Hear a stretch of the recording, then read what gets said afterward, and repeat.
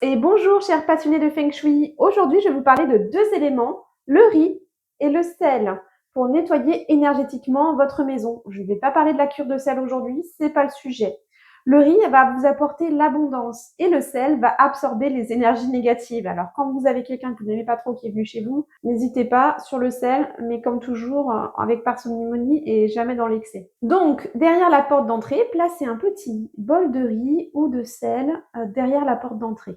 Et toujours avec l'école de l'intention, posez l'intention. Je veux purifier ma maison, je veux apporter l'abondance. Le petit bol de riz ou de sel derrière la porte d'entrée vont être comme des gardiens invisibles de votre maison. Alors, dans le salon, le petit bol de riz ou de sel, vous pouvez le placer donc selon le secteur du Bagua, comme je vous avez déjà expliqué, dans le carré du Lochou, dans la zone prospérité.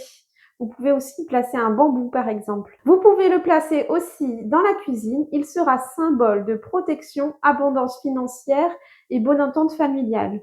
Il symbolisera la protection, l'abondance et l'harmonie familiale. Ne mettez pas trop de riz ou trop de sel, énergie trop lourde, un petit peu avec parcimonie. Il ne faut pas les mettre dans les pièces d'eau, sinon ça représente de l'énergie bloquée. Et il faut multiplier les rituels. C'est comme tout dans la vie, si on fait une fois, ça sert à rien, il faut le faire plusieurs, comme un entraînement. Allez, à bientôt pour une nouvelle astuce Feng Shui.